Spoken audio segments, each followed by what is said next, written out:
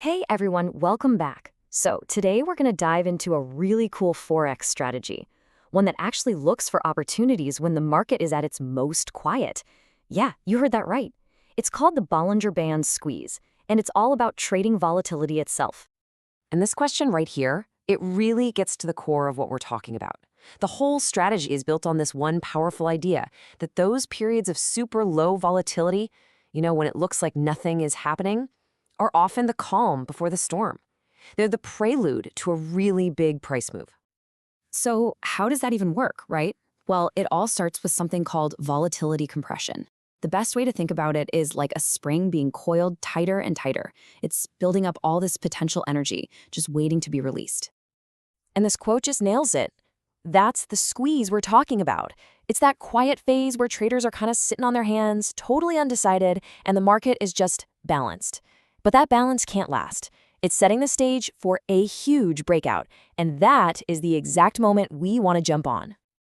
Okay, so to really get why this works, we have to talk about the core theory behind it. And that's a super powerful concept in finance called mean reversion. So, what is mean reversion? Well, at its heart, it's actually pretty simple. It's the idea that asset prices, and this is especially true in Forex, they just don't like being at extremes for very long.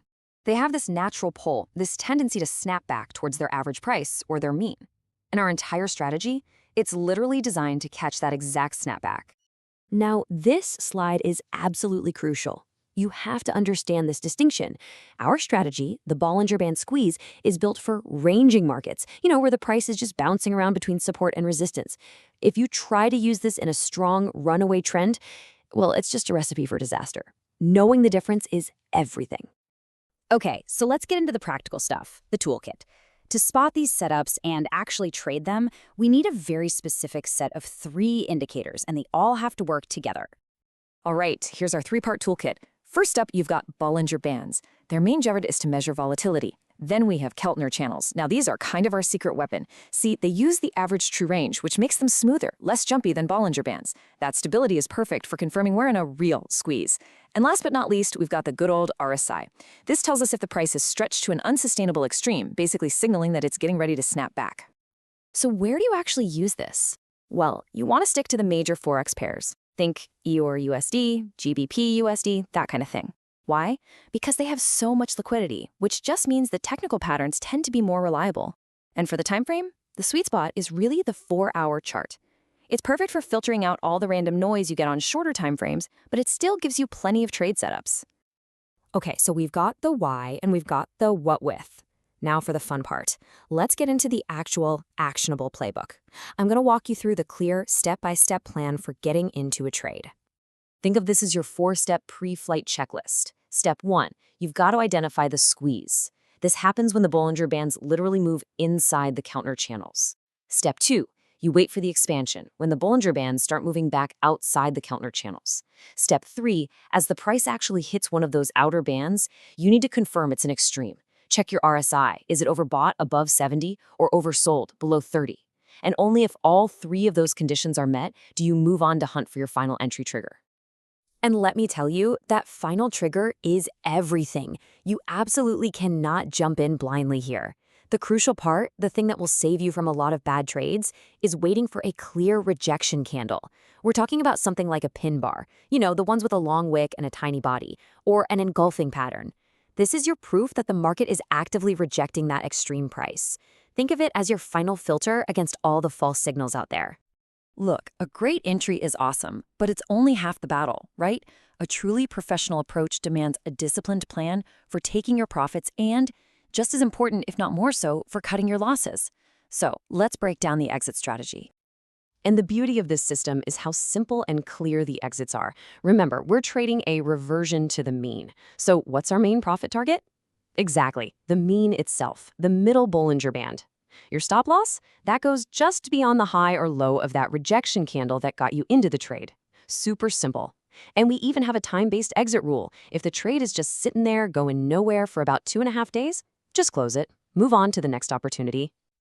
And this right here, this is a critical metric. It's a hard and fast rule. Before you even think about clicking that buy or sell button, you have to do the math. Your potential reward, that distance to the middle band, has to be at least 1.2 times bigger than your potential risk, which is the distance to your stop loss. 1.2 to 1, no exceptions, ever. All right, last but definitely not least, let's talk about this safety net. And I want to be really clear here. These aren't just suggestions or nice ideas. These are the non-negotiable golden rules that will protect your capital and make sure you can actually trade this strategy for the long haul. Rule number 1, and honestly, this is the most important rule in all of trading.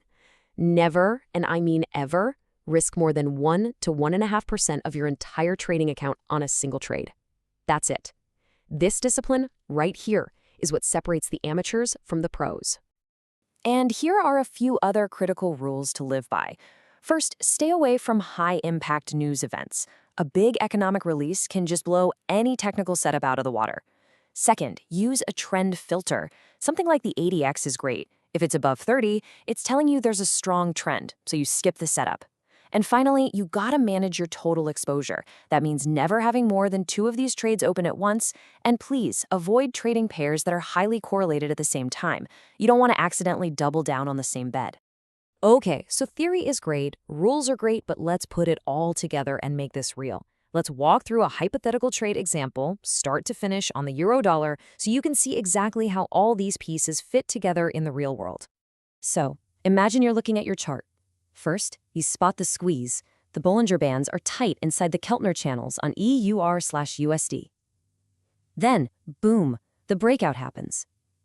Price pushes all the way up to the upper band, and you glance at your RSI. It's screaming overbought at 78.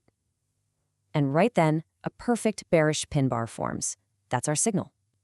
We enter short, place our stop loss right above the high of that pin bar, set our target for the middle Bollinger Band, and we watch as the price snaps right back to the mean for a clean 1 to 2 risk-reward profit. Textbook. So what can you realistically expect from a strategy like this? Well, because we're always aiming for that high probability target, the mean, it can actually have a pretty decent win rate, around 65%. And when you combine that with that strict risk management we talked about, well, you can see how it creates a positive expectancy over the long run.